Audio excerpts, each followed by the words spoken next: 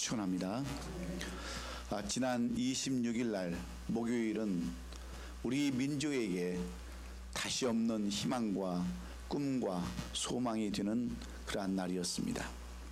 왜냐하면 우리 조국 대한민국이 남북으로 분단된 지 65년 만에 북측 최고의 지도자가 남쪽으로 내려와서 역사적인 남북 정상회담을 개최하였기 때문입니다. 불과 몇 달 전만 해도 어떤 일이 있었습니까? 한반도에는 전쟁 위기설이 끊임없이 나돌았습니다. 미국의 선제 공격설과 김정은 참수작전까지 다양한 전쟁 시나리오가 한반도를 긴장하게 만들었었습니다. 그런데 지금은 여러분 어떻습니까? 한국과의 정상회담은 물론이거니와 미국과 북한과의 정상회담까지 이어가는 화해의 분위기가 되었습니다. 평화의 잔치를 지금 열어가고 있습니다. 무엇 때문입니까? 그것은 한 사람의 변화 때문인 줄로 믿습니다. 그토록 핵무장을 고집하면서 전 세계의 이목을 집중시켰던 그 김정은 위원장이 더 이상 핵무기를 개발하지 않겠다고 선언하고 뒤돌아서는 변화가 있었기 때문입니다. 그가 생각을 바꾸고 마음을 바꾸고 행동을 바꾸어서 돌아서는 그러한 모습을 보였을 때에 우리 조국은 물론이거니와 전 세계가 평화를 되찾고 불안한 세상이 이제 평안한 세상으로 바뀌게 되었습니다. 그렇습니다. 변화된다고 하는 것처럼 중요한 것은 없습니다. 사랑하는 성도 여러분, 우리도 마찬가지 아닙니까? 우리 그리스도인들은 예수 그리스도를 믿음으로 말미암아 날마다 새로워져야 합니다. 아니, 반드시 변화된 삶을 살아야 합니다. 왜냐하면 성경은 하나님을 믿는 모든 사람들에게 새로운 변화를 요구하고 있기 때문입니다. 우리가 계시록 21장 5절에 보면 보좌에 앉으신 이가 이르시되 보라 내가 만물을 새롭게 하노라 하시면서 세상 모든 것들은 하나님이 만드신 것이므로 반드시 새로워져야 한다고 하는 변화를 강조하고 있습니다. 뿐만 아니라 하나님은 하나님의 자녀들이 날마다 새롭게 변화되어서 사용하시고 하나님의 영광의 도구로 쓰임받기를 원하시는데, 성경을 우리가 보면은 쓰임받은 사람들의 공통점은 단 한 가지입니다. 그들이 모두 다 변화를 경험했다고 하는 사실에 있습니다. 하나님은 그 아무리 하나님의 섭리가 가운데 택한 자라 할지라도 변화되지 않으면 쓰시질 않았습니다. 예수님의 12 제자들을 여러분 한번 보십시오.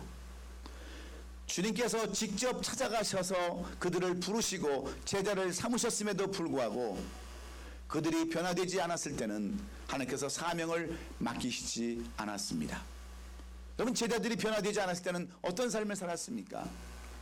예수님께서 십자가에 달리셨을 때에 어떤 제자들은 다 예수님을 버리고 도망을 갔습니다.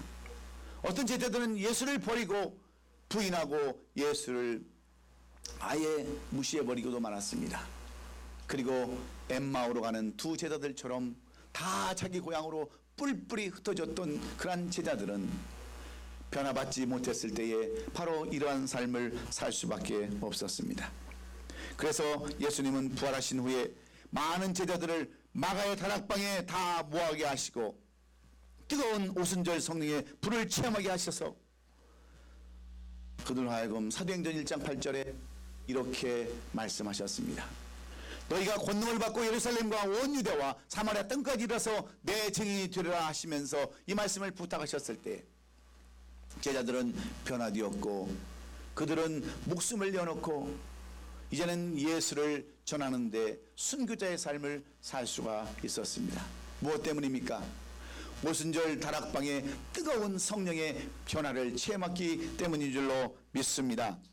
사랑하는 성도 여러분, 이스라엘 백성들은 하나님께서 선택된 백성들로 삼으셨던 그런 사람들이지만 그들에게 분명히 하나님은 약속하셨습니다.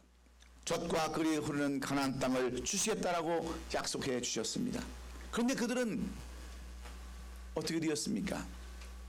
430년 동안 애굽의 바로 밑에서 신음하던 이스라엘 백성들이 광야에 나와서 40년 동안 머물다가 그들은 가나안 땅에 들어갈 때에 1세들은 전부 다 여러분 죽임을 당했습니다. 가나안 땅에 들어가지 못했습니다.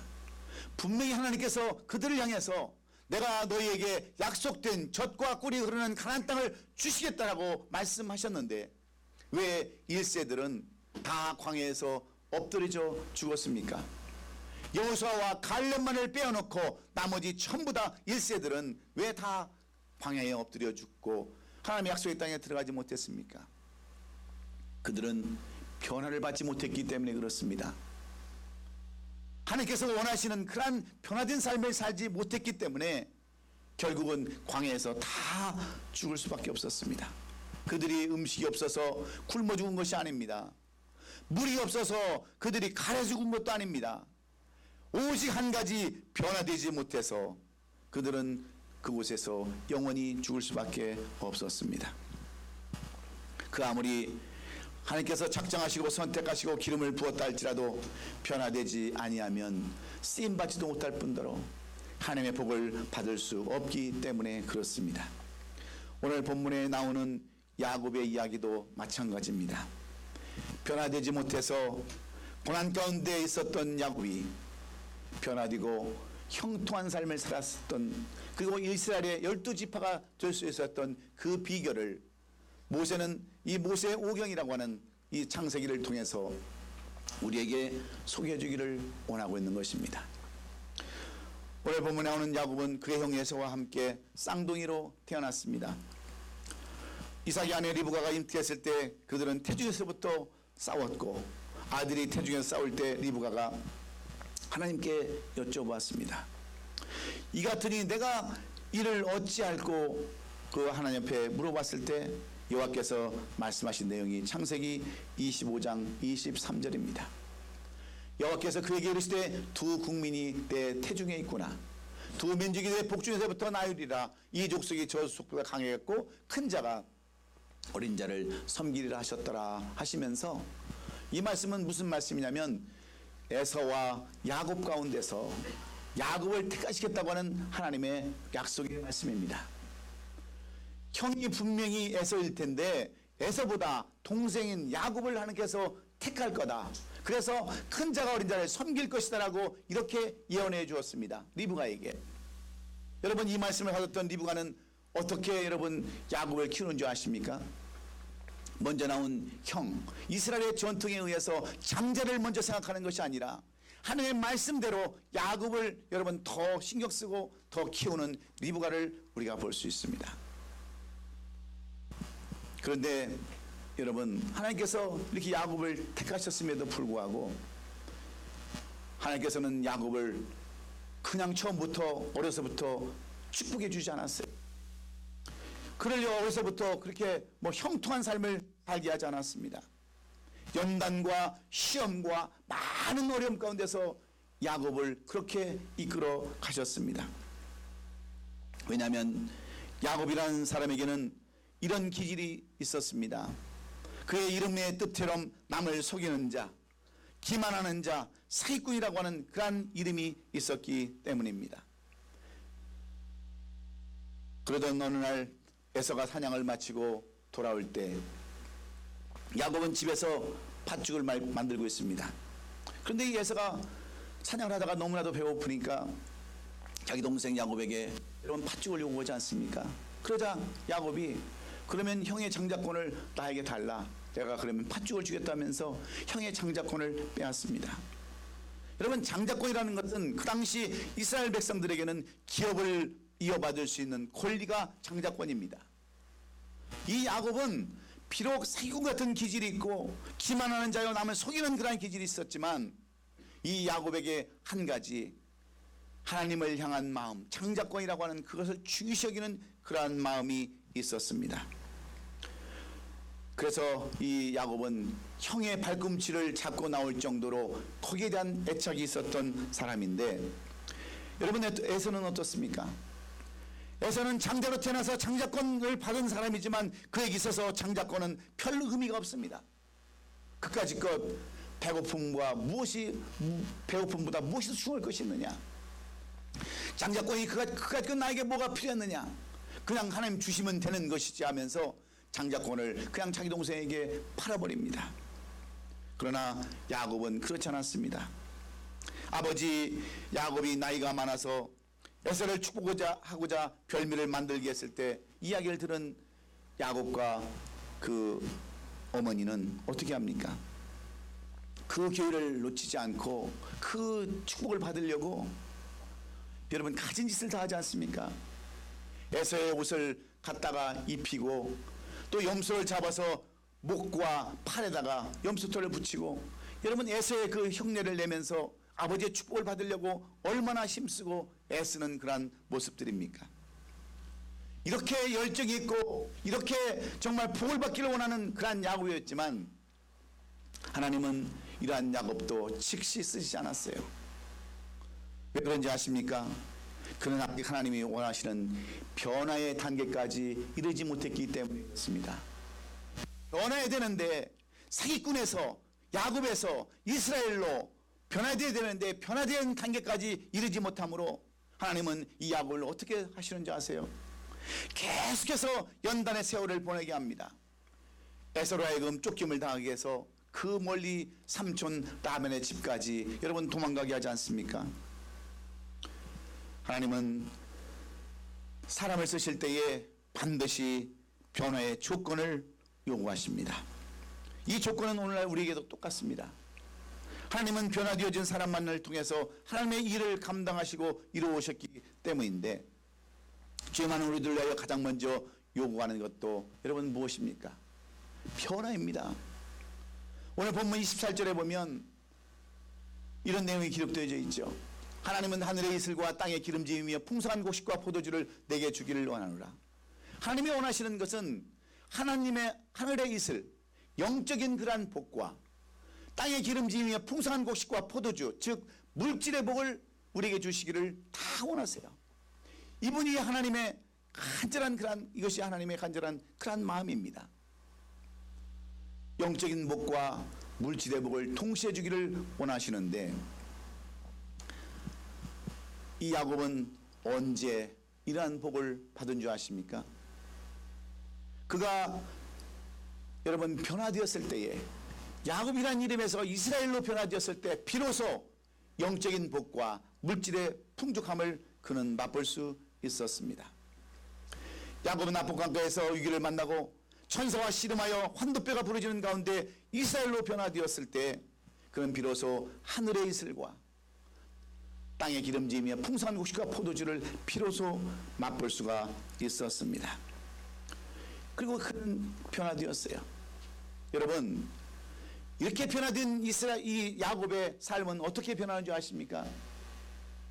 그가 하나님을 만나고 변화되었을 때에 그는 그의 형 에서를 만나서 자기가 가지고 있는 재산의 많은 부분을 형 에서에게 줍니다. 여러분 지금 야곱이 형에게 쫓긴다고 해서 그 많은 물질을 주었다고 우리는 생각하지만 절대 그렇지 않습니다. 사람이 변하면 여러분 무엇이 달라지는 줄 아십니까? 마음 그릇이 달라지는 거예요. 야곱은 마음 그릇이 달라졌습니다. 옛날에 째째하던 그런 야곱, 팥죽한 그릇으로 장자권을 빼앗았던 그런 야비한 야곱이 아니라 자기가 가진 모든 것들을 형과 나눌 수 있는 그런 넉넉한 큰 마음을 가지게 되었습니다. 그리고 생각이 바뀌게 되었어요. 내가 이 모든 물질을 준 것은 나를 위해 쓰는 것이 아니라 이제는 먼 민족을 위해 사용하라고 주신 그러한 마음으로 생각이 바뀌게 됩니다. 그리고 삶의 철학이 바뀌는 거예요. 지금까지 남의 것을 빼앗고 움켜쥐고 뭐든지 남을 짓밟고 일어서려는 그러한 생각에서 마음에서 그는 변화되어서 이제는 나눠주기를 원하고 베풀어주기를 원하는 그러한 넉넉한 사람으로 여러분 야곱은 변하기 시작했습니다. 우리가 잘 아는 사울이라는 사람 보십시오. 사울이라는 이름을 살 때는 그런 쓰임을 받지 못했습니다. 바리새인이요 로마심을 가진 사람이요 율법에 능통한 가말리알 문화생이며 부자였던 사람이 바로 사울이었습니다. 그러나 그는 오히려 하나님께 쓰임을 받기보다는 하나님의 일을 방해하는 방해꾼이었습니다. 예수 믿는 사람들 잡아 죽이는데 앞장섰던 사람이 바로 사울이었습니다. 그런데 하나님은 이런 사울을 개입하시고 그를 변화시킵니다. 다메섹 도상에서 사울아 사울아 내가 어찌하여 나를 핍박하느냐 하시는 예수님의 음성을 듣고 그는 그만 말에서 떨어져서 눈이 멀었습니다. 3일 동안 아무것도 보지 못했습니다. 그때 하나님의 사자 아나니아를 보내서 그의 눈을 내안수하고 그의 눈을 뜨게 하심으로 말미암아 이제는 사울이라는 이름에서 바울이라는 이름으로 살게 되었고, 이때서부터 여러분 사도 바울은 쓰임받게 되었습니다. 사랑하는 성도 여러분, 예수님의 제자 베드로는 어떻습니까? 시몬으로 살 때는 주님의 수제자가 되지 못했습니다. 그러나 그가 온전한 신앙 고백을 한 이후에 그는 베드로라는 이름으로 변화되고 주님의 오른팔 역할을 하는 수제자로 삶을 살게 되었습니다. 그렇다면 우리는 변화를 받아야 되는데, 변화가 필요한데 우리는 어떻게 변화가 될 수 있습니까? 오늘 모세는 이 모세 오경을 통해서, 이 창세기 말씀을 통해서 야곱이 어떻게 변화되었는가, 야곱이 어떻게 그 변화되어서 이스라엘로 바뀔 수 있었는가, 그리고 그가 형통한 삶을 살 수밖에 없었던 이유가 어디 있는가를 우리에게 잘 설명해 주고 있습니다. 여러분, 야곱은 어떻게 변화되었습니까? 우리는 어떻게 변화될 수 있습니까?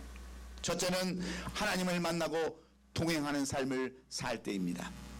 오늘 본문 우리가 19절을 먼저 살펴보면, 야곱이 그의 아버지 이삭을 속여서 장자의 복을 가로챌 때에 그의 아버지가 이 에서인 줄 알고 야곱에게 묻습니다. 내가 어떻게 그렇게 속히 사냥을 해서 짐승을 잡아올 수 있었느냐 물어봤을 때, 여러분 그 대답이 오늘 본문 20절의 말씀입니다. 그가 이르되 아버지여, 아버지 하나님 여호와께서 나로 순조롭게 만나게 하셨습니다 그랬습니다.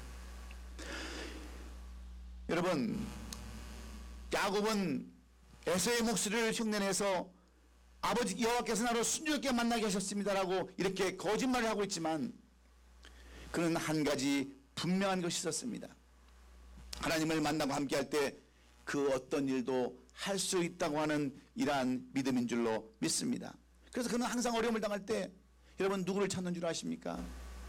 항상 어려움을 당하면 사람을 찾아가는 것이 아니라, 다른 사람에게 의뢰하는 것이 아니라 그는 하나님을 찾아가서 하나님을 뵙고 하나님 앞에 간구하는 것을 우리가 볼 수 있습니다.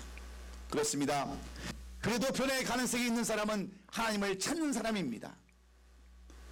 우리가 야곱을 보거나 사울을 보거나 시몬을 보거나 이 모든 사람들이 변화된 것은 전능하신 하나님을 찾고 만날 때였습니다. 그 하나님과 동행할 때 그들은 변화를 체험할 수 있었습니다. 야곱은 형 에서의 복수를 피해서 밧단-아람에 있는 삼촌 집으로 도망갈 때 그는 루스라는 곳에서 잠을 잡니다. 꿈속에서 하나님의 천사들이 오르락내리락 하면서 사다리를 오르락내리락 것을 보았고, 그에서 말씀하시는 그 유명한 말씀, 창세기 28장 15절, 제가 가장 좋아하고 제가 제 인생의 모토로 삼는 그러한 말씀, 내가 너와 함께 있어 내가 어디로 가든지 너를 지키며 너를 이끌어 이 땅으로 돌아오게 할지라, 내가 내게 허락한 모든 것을 다 이루기까지 내가 너를 떠나지 아니하라 하시니라 하는 이 말씀을 그는 들었습니다. 그가 하나님의 음성을 들었습니다. 이 말씀을 들었을 때 여러분, 야곱이 얼마나 새 힘을 얻었겠습니까? 이 말씀을, 내가 널 끝까지 지킨다고 하는 이 말씀을 가지고 야곱이 얼마나 힘을 얻고 그의 삼촌집 밧단-아람까지 얼마나 힘차게 여러분 갈 수 있었겠습니까? 어려운 일을 당할 때나 힘든 일을 당할 때나 고난 당할 때 이 말씀이 그에게 얼마나 큰 힘이 되었겠습니까? 여러분, 야곱이 하나님의 음성을 듣고 그때부터 여러분 그는 최선의 힘을 다해서 살았습니다. 그리고 그는 이 말씀에 따라서 하나님을 잊어버리지 않냐고 늘 동행하는 삶을 살았습니다. 그러므로 우리도 하나님을 만나야 합니다. 그리고 하나님을 동행해야 합니다. 그래야 변화를 받을 수 있기에. 진정한 변화는 내가 변화를 받고 싶다고 해서 변화되는 것이 아닙니다. 하나님을 만나고 하나님의 음성을 들어야 합니다. 하나님과 동행하는 삶을 살아야 우리는 진정한 변화를 경험할 수 있는 것입니다. 제가 여러분에게 여러 번 영어로 말씀드렸던 찰스 콘슨이라는 미국의 그 닉슨 대통령의 비서관이었던 보좌관이었던 사람의 이야기를 여러분들은 기억하실 것입니다. 여러분, 찰스 콘슨은 전 닉슨 대통령의 보좌관이었습니다. 그는 대통령의 비서일을 감당하면서 얼마나 많은 권력과 부를 누렸겠습니까? 그런데 잘못된 일, 워터게이트 사건에 연루되어서 닉슨 대통령은 하야를 했고 그는 감옥을 가게 되었습니다. 하루아침에 그의 명성이 땅에 떨어져 버리고 잘 나가던 인생은 추락하게 되었습니다. 그가 권력의 자리에 있을 때는 수없는 친구들이 찾아왔지만 그가 감옥에 있을 때는 별로 사람도 찾아오지 않았는데 그의 믿음의 친구였던 한 사람이 그에게 책 한 권을 선물해 주었습니다. 우리가 잘 아는 C.S. 루이스의 순전한 기독교인이라는 책을 그는 감옥에서 읽고 도대체 하나님이 어떤 분이신가, 예수님이 어떤 분이신가, 그때부터 성경을 읽고 성경 속에서 하나님을 만나게 되었습니다. 그리고 하나님과 동행하는 삶을 살고자 그렇게 결단을 하면서 기도를 합니다. 하나님, 내가 이제부터 무엇을 해야 합니까? 기도했을 때 그는 그 주변에서 고통당하는 감옥에서 함께 있는 그 주일수들을 생각하게 되었죠. 그래서 그는 나중에 프리즌 펠로십이라고 하는 선교를 만들어 가지고 미국 전역에 있는 주일수들에게 희망을 줍니다. 뿐만 아니라 그들을 위하여 깊은 사랑과 헌신하는 그러한 메시지를 전함으로 인해서 엄청난 반응을 일으켰고 기독교의 노벨상이라고 하는 템플상을 수상까지 했으며 미국에서 존경받는 사람, 영향력 있는 사람 20위 안에 드는 그러한 사람이 되었습니다. 한때는 권력과 자기 힘으로 살아갔던 이 사람이 이렇게 하나님을 만나고 변화되어서 이제는 존경하는 사람으로, 세상 사람이 아닌 그런 믿음의 사람으로 쓰임받을 수 있었던 것은 무엇 때문입니까? 하나님을 만나고 동행할 때이었기 때문에 그렇습니다. 사랑하는 성도 여러분, 아직도 변화받지 못하여 고달픈 인생을 살아갈 수밖에 없는 우리의 삶이 안타깝지 않습니까? 지금까지 하나님 없이 나 홀로 살겠다고 발버둥 치며 살아온 분들이 오늘 이 시간 계신다고 한다면 오늘 이 아침 하나님을 만나고 동행하는 삶을 사심으로 변화받고 쓰임받는 저와 여러분 될 수 있기를 주의 이름으로 축원합니다. 그러기 위해서 우리는 말씀을 보아야 되는 거예요. 기도해야 합니다. 정말 하나님을 한번 만나게 해달라고, 그 하나님의 음성을 좀 듣게 해달라고 우리가 간구하고 그렇게 하나님 앞에 부르짖을 때 너는 내게 부르짖으라 내가 응답하겠다고 약속하시고 내가 너를 만나주겠다고 약속하셨던 그 하나님의 음성을 여러분도 듣고 만날 수 있는 우리 아름다운 교회 성도들 될 수 있기를 예수님의 이름으로 축원합니다. 두 번째로, 오늘 모세는 이 모세오경 창세기를 통해서 왜 여러분 야곱이 변화를 받을 수 있었다라고 교훈합니까? 어떻게 그가 변화를 받을 수 있는 삶을 살았다라고 우리에게 교훈해 주고 있습니까? 무엇이 여러분 중요합니까? 열심히 있어야 한다라고 말씀합니다. 오늘 본문 22절로 3절에 보면 야곱이 그 아버지 이삭에게 가까이 가니 이삭이 만지며 이르되 음성은 야곱의 음성이나 손은 에서의 손이로다며 그의 손이 형의 손에서 형의 에서의 손과 같이 털이 있으므로 분별하지 못하고 축복하였다라고 이렇게 썼습니다. 야곱이 그의 아버지로부터 축복받기 위해서 어떤 일을 했는지 우리는 이 문장을 통해서 알 수 있습니다. 그는 그의 형 에서를 흉내내려고 16절에 가보면 어떻게 합니까? 16절에 가면 또 염소의 새끼 가죽을 그의 손과 목에 매끈한 곳에 입히고 자기가 만든 별미와 떡을 가지고 아들 야곱의 손에 주니 야곱이 이것을 가져다가 그 아버지 이삭에게 주어서 축복을 받았다고 하는 그러한 내용들이 써 있습니다. 여러분, 비록 올바른 일은 아니지만 야곱에게는 형과 다른 그러한 열심이 있었습니다. 아버지로부터 그 축복을 받기 위해서 염소 털을 온 몸에 감습니다.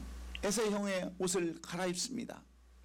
그냥 대충 아버지 그냥 눌러주세요, 아버지 그냥 축복해주세요, 그런 것이 아니라 에서의 모습을 그대로 카피를 하고 에서의 모습대로 해서 아버지로 하여금 순수한 복을 받고자 하는 이 여러분 야곱의 열정을 우리가 볼 수 있습니다. 그래서 게으른 사람은요 절대로 변화받지도 못할 뿐만 아니라 여러분 원하는 것도 누릴 수가 없는 겁니다.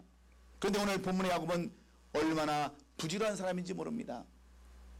얼마나 열심히 있었던 사람인지 모릅니다. 그런 삼촌집으로 도망가서 삼촌집의 일을 돌보면서 머슴처럼 살 때 그의 눈에 들어오는 둘째 딸 라헬을 사랑하게 되었고, 그녀와 결혼하기를 원했을 때에 이 삼촌 라반은 7년을 봉사하라고 했습니다. 그래서 그는 기대에 부풀어서 이제 라헬과 결혼하려고 첫날 밤을 보내는데 라헬이 들어온 것이 아니라 레아, 눈 어두운 레아가 들어옵니다. 그러면서 하는 말이 뭡니까? 우리 이 동네의 규례와 법규는 언니가 먼저 결혼을 해야지 동생이 먼저 결혼한 법이 없다. 그러니 너는 먼저 언니와 결혼하고 나중에 또 동생을 위해서 또 7년을 일해라 해서 14년을 이 두 아내를 위해서 죽도록 일을 했습니다. 그리고 나머지 6년은 자기의 분깃을 위해서 여러분 얼마나 열심히 일했는지 모릅니다. 그의 고백대로 낮에는 더위를 무릅쓰고 밤에는 추위를 무릅쓰고 쓰면서 눈을 붙일 겨를이 없었다라고 고백할 정도로 그는 열심히 살았습니다. 한마디로 부지런하게 살았다고 하는 그러한 말인데, 그랬을 때 그 사람이 심히 풍부하여 양과 노비와 약대와 나귀가 심히 많았더라, 이렇게 성경은 기록해 놓았습니다. 여러분, 물질의 축복도 어떤 사람이 받습니까? 물질의 축복도 여러분 열심히 있는 사람, 부지런한 사람이 받게 되었습니다. 변하는 것도 부지런한 사람이 변화받게 되어 있습니다. 그래서 4번 6장 6절에 뭐라고 말씀하는 줄 아십니까? 게으른 자여 개미에 가서 그 하는 것을 보고 지혜를 얻으라 그랬어요. 개미처럼 열심히 살아야 여러분 부자도 되고 여러분 개미처럼 그렇게 형통한 삶을 살 수 있다라고 가르칩니다. 뿐만 아니라 잠언서 14장 4절에 가서는 게으른 자는 마음으로 원해도 얻지 못하나 부지런한 자의 마음은 풍족함을 얻느니라 그랬어요. 게으른 사람은 여러분 잘 살 수 없다는 겁니다. 노력하지 않는 사람은 힘든 삶을 살 수밖에 없다고 하는 겁니다. 여러분 변화받는 것도 마찬가지입니다. 변화받는 것도 여러분 노력을 해야 되는 거 아닙니까? 힘써야 되지 않습니까? 그냥 하늘에 떨어지는 것이 변합니까? 하나님 나에게도 변화를 주세요 하고 여러분 그냥 입만 벌리고 있으면 되는 게 아니라 변화받기를 위해서 힘쓰고 애쓰고 열정을 가지고 있을 때 그 사람이 비로소 변화될 수 있다고 하는 그런 말과 무엇이 다를 바가 있겠습니까? 주어진 일에 열심을 다하고 성실하게 행하는 자들을 하나님은 사용하십니다. 왜 그렇습니까? 여러분 아브라함을 한번 보세요. 아브라함은 물론 믿음과 순종의 사람이었지만 이면에 부지런한 면이 있지 않습니까? 그가 소돔성이 멸망할 때, 그 소돔성을 멸망할 때 거기에는 자기의 조카가 있었습니다. 자기를 배신하고 가버린 그러한 조카가 있었지만 그는 아침에 일찍 일어나서 그 성이 멸망당할 때 여호와 앞에 섰던 그곳에 가서 여러분 기도합니다. 하나님, 왜 소돔성, 내 조카가 있는 그 노시 있는 그 성을 왜 멸하려 하십니까? 거기에 의인이 없어서 그렇습니까? 의인 한 사람만 있어도 하나님은 그것을 멸하지 않으실 텐데 왜 그것을 멸하십니까? 하고 아침에 일찍 가서 부진을 떨면서 여러분 기도했을 때 성경은 뭐라고 기록하는 줄 아세요? 아브라함으로 인하여 롯을 하나님께서 구출하셨다라고 이야기하고 있습니다. 여러분 그뿐입니까? 하나님께서는 이 아브라함에게 자기 아들 이삭을 여러분 모리아산에 바치라고 명령하셨어요. 시험해 보시려고 명령하셨을 때에 여러분 아브라함은 어떡합니까? 하나님, 어찌하여 그 100세에 낳은 그 아들을 왜 달라고 하십니까? 이건 해돼도 너무하는 거 아닙니까? 하고 따진 것이 아니라 그런 즉시 하나님의 말씀대로 순종해서 아침에 일찍 일어나서 나귀 한 장을 지우고 거기에 나무를 싣고 또 거기다가 이삭을 싣고 그 먼 길 3일 길을 향해서 달려나가지 않습니까? 얼마나 부지런한 삶입니까? 이런 부지런함이 있었기 때문에 아브라함은 믿음의 조상이 된 줄로 믿습니다. 사랑하는 성도 여러분, 왜 우리는 변화받지 못합니까? 솔직히 얘기하면 게을러서 그렇습니다. 왜 전도 못합니까? 게을러서 그렇습니다. 왜 헌신하지 못합니까? 게을러서 그렇습니다. 말씀 보는데 게으르고, 기도하는데 게으르고, 헌신하고 봉사하는데 게을러서 우리는 변화가 없는 것 아니고 무엇입니까? 이러다 보니 우리의 삶은 늘 다람쥐 식박이 들듯이 변화도 없이 그런 삶을 살아가는 거 아닙니까? 이런 부지런함이 없고 열심히 없고 열정이 없는 사람이 어떻게 하나님께서 그런 사람에게 복을 주시겠어요? 우리가 잘 아는 김남준 목사님이 쓰신 게으름이라는 책에 보면 이런 이야기가 기록되어져 있습니다. 어떤 시골에 게으른 사람이 한 사람이 있었습니다. 얼마나 게으른지 남들은 아침 일어나서 다 일을 나가는데 아침 늦게까지 잠을 잡니다. 그런데 어느 날 도둑놈이 길을 가다가 지금쯤이면 다 일을 나갔겠지, 이 집은 빈집이겠지 하고 들어가서 담을 넘으려고 그러는데 이 게으른 사람이 그때 마침 일어나서 들어보니까 도둑놈이 이렇게 서성거리면서 담을 넘으려고 합니다. 그러니까 이 도둑놈이 뭐라고 얘기를 하냐면, 저놈 담만 넘어오기만 해봐라, 내가 가만두나 하고 누워있는 거예요. 근데 이 도둑놈이 담을 펄쩍 뛰어서 소리가 나고 이제 문을 열려고 합니다. 그러니까 도둑놈이 뭐라고 합니까? 문만 열기만 해봐라, 내가 가만두나. 근데도 이 도둑님이 문을 들고 들어와서 좋은 물건 있는 물건 다 빼갑니다. 그래서 누워있는 거예요. 그러면서 나가는 그러한 도둑놈을 향해서 이 게으른 사람이 뭐라고 얘기했겠어요? 다시 오기만 해봐라, 가만두나. 그래서 다 빼앗겠다고 하는 이야기를 그 게으름이라는 책에 써놨어요. 여러분, 이것이 우리의 모습 아닙니까? 다 빼앗기고 다 여러분 망한 뒤에 그렇게만 하기만 하는가 바라는 그런 사람들이 바로 게으른 사람들의 모습이 아니고 여러분 무엇입니까? 이 모습이 오늘날 우리들의 모습이기 때문입니다. 이런 게으른 삶은 그것은 삶에만 있는 것이 아닙니다.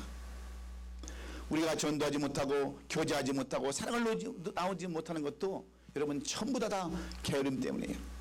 그래서 게으른 사람은 잠언서 21장 25절에 게으른 자의 욕망이 자기를 죽이나니 이는 자기의 손으로 일하기를 싫어함이니라. 게으른 자의 욕망이 자기 스스로를 멸망하게 만든다고 하는 그런 말입니다. 우리가 잘 아는 다윗은 왜 큰 죄를 짓고 엄청난 고통 가운데 거하게 되었습니까? 사무엘하 11장 2절에 보면 그 내용을 이렇게 써놨습니다. 저녁 때에 다윗이 그의 짐승이 일어나 왕궁 옥상에 걸다가 그것을 보니 한 여인이 모이고 가는데 심히 아름다워 보이는지라. 무슨 얘기예요? 지금 이스라엘 백성들은 블레셋과 전쟁하러 나갔습니다. 전쟁하면 승리하는 그때가 바로 이 이스라엘의 성군이었던 다윗이 임금으로 있을 때입니다. 나가서 전쟁만 하면 다 이깁니다. 백전백승을 합니다. 그러다 보니까 여러분 다윗이 게을러지기 시작합니다. 나태해지기 시작해요. 저녁 늦게까지 잠을 자다가 이제 늦게 일어나서 어슬렁어슬렁 성문을 왕궁 옥상을 거니는데 오후 때쯤에 한 여인 밧세바가 그 성문 밑에서 벌거벗고 모이고 하는 거예요. 그 모습을 바라보고 있다가 음익이 생겨서 결국 밧세바를 범하고 그의 남편 우리아를 전쟁터에서 내보내서 죽게 하는 그러한 큰 범죄를 지켜야 되는 것은 무엇 때문이라고 설명하는 줄 아십니까? 바로 이 나태함, 이 부지런함이 없는 게으름 때문에서 나왔다라고 그것을 말씀해주고 있는 내용들입니다. 사랑하는 성도 여러분, 게으르면 최선을 다하지 못하고 변화도 없습니다. 아무런 변화가 없는 거예요. 그래서 열심히 없으면 망할 수밖에 없는 거예요. 제가 여러분에게 여러 번 말씀드렸던 그 매, 독수리과에 있는 매를 여러분 잘 기억하실 거예요. 여러분, 매는 오래 살면 40년까지 산다고 그랬습니다. 그런데 이 매가 80년을 사는 매가 있습니다. 똑같은 매인데, 똑같은 짐승 미물인데, 어떤 매는 30, 40년의 그 인생을, 그 삶을 마치지만 어떤 매는 80살까지 산다는 거예요. 어떻게 사는지 아십니까? 매는 이제 자기의 인생을 알고 깊은 산 위에 동굴을 들어가서 이미 낡아 빠진 자기의 모든 깃털을 다 그 무딘 그 부리로 다 뽑아내죠. 그리고 발톱을 다, 무딘 발톱, 사냥도 제대로 할 수 없는 발톱을 다 자기 부리로 뽑아버립니다. 그리고 나머지 자기 부리를 그 돌에 쪼아서 부리마저 다 빼버립니다. 털도 다 빠졌죠. 발도 빠졌죠. 부리도 없는 이러한 매는 60일 동안 아무것도 먹지 못하고 그렇게 바위 속에서 움츠리고 있을 때 60일이 지나면서 새로운 털이 자라나기 시작합니다. 새로운 깃털이 나기 시작하는 거예요. 그리고 새로운 발톱이 나기 시작하는 겁니다. 그리고 뿌리가 새로 생기기 시작하는 거예요. 그래서 이 매는 40년 동안 다시 사냥을 하고 다시 그의 삶을 사는데, 만물의 영장이라고 하는 우리는 어떤 삶을 살아갑니까? 그냥 있는 그 모습대로 누더기 옷을 입고 그대로 여러분 살아가지 않습니까? 미물도 그렇게 변화되기를 원하는데 우리는 그런 삶을 살아가지 못합니다. 그냥 되는 대로, 주어진 대로, 맡겨진 대로 이런 삶을 살아가겠다고 하니까 무슨 변화가 있겠어요? 하나님이 이런 사람들을 어떻게 쓰겠습니까? 최선을 다하지 못하면 여러분 변화는 없습니다. 열정이 없으면 변화는 없습니다. 내가 변하겠다라고 열정을 가지고 최선을 다할 때 비로소 여러분 변화도 있는 줄로 믿으시고, 변화받기를 위해서 힘쓰고 애쓰는 저와 여러분이 될 수 있기를 주의 이름으로 축원합니다. 그래야 쓰임받을 수 있는 거예요. 그래야 하나님의 도구로 사용될 수 있는 겁니다. 마지막으로 야곱이 어떻게 변화될 수 있었습니까? 그는 하나님의 약속을 믿고 순종하는 사람이었기 때문입니다. 29절에 보면 야곱의 아버지 이삭은 이제 그의 인생이 때가 얼마 되지 않은 것을 알고 그의 장자인 에서에게 기업의 복을 이렇게 빌어주기를 원했지만 그 복은 고스란히 야곱에게 빌어준 복이 되고 말았습니다. 그 복의 내용은 이렇습니다. 만민이 너를 섬기고 결국이 내게 굴복하리니 내가 형제들의 주가 되고 내 어머니 아들들이 내게 굴복하며 너를 저주하는 자는 저주를 받고 너를 축복하는 자는 복을 받기를 원하노라 하는 것이 바로 그 이삭이 야곱에게 주셨던 축복의 내용입니다. 모든 만민들이 다 너를 섬기고 이 땅에 있는 열국들이 다 내게 굴복하고 내 형제들의 주가 네가 될 것이니 내 어머니 아들들이 내게 굴복하며 너를 저주하는 자는 저주를 받고 너를 축복하는 자는 복을 받기를 원하노라.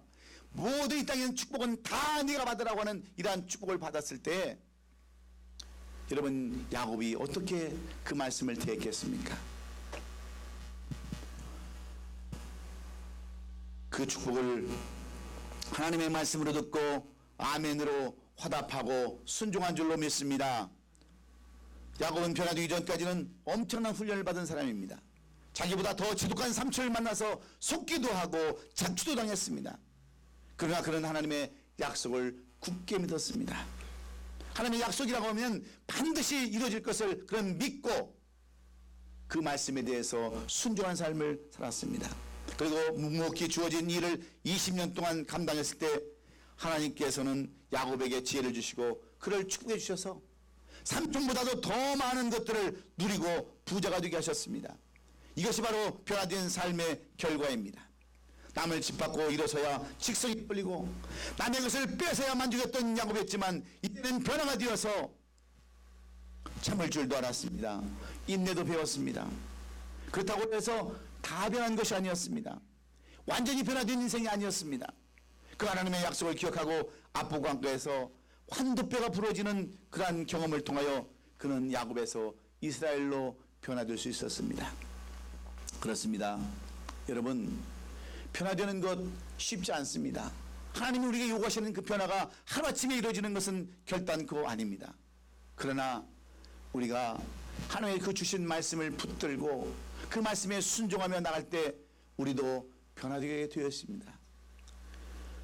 압북강나루에서 야곱이 완전히 변화되었듯이 우리도 그렇게 변화될 수 있는 것은 하나님의 약속을 끝까지 믿고 순종하는 사람이 될 때 이 변화를 경험할 수 있게 되는 줄로 믿습니다. 지금 하나님은 우리 교회가 변화되기를 그토록 소원하고 계십니다. 왜냐하면 우리가 변하지 않으면 우리는 이 모습 이대로 이 교회가 유지될 수밖에 없기 때문에 그렇습니다. 그래서 하나님께서는 제가 먼저 변화되기를 원해요. 우리 사역자들이 변화되기를 원합니다.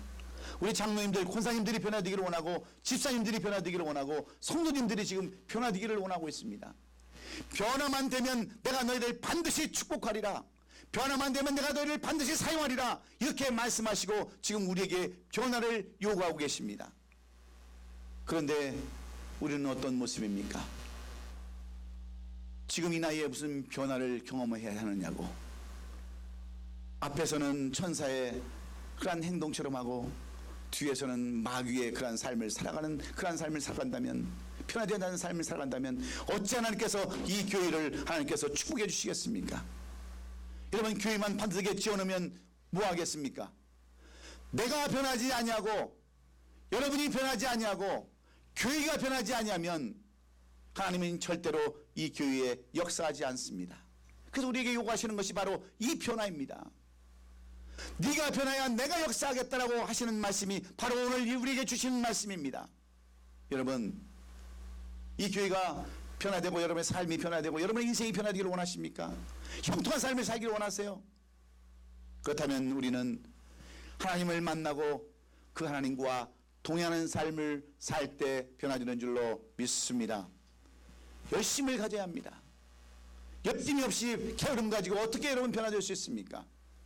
지금까지 아니단 삶을 살았다 할지라도, 지금까지 구경꾼의 삶을 살았다 할지라도 이제는 개입하고 내가 먼저 솔선수범하면서 변화를 추구할 때에 하나님은 그런 사람을 통해서 역사하는 줄로 믿습니다. 우리에게 주신 하나님의 약속의 말씀이 있습니다. 창세기 28장 15절의 말씀입니다. 그 약속의 말씀대로만 우리가 행하면 우리는 반드시 부흥을 체험할 수 있습니다. 회복을 체험할 수 있습니다. 그것이 바로 변화이기에 여러분 모두 다 이제 4월을 다 보내고 5월은 변화된 삶을 사셔서 우리에게 주시고자 하시는 하나님의 놀라우신 은총과 축복을 다 누리시는 우리 아름다운 교회 성도들 될 수 있기를 예수님의 이름으로 축원합니다. 축원합니다. 기도하겠습니다.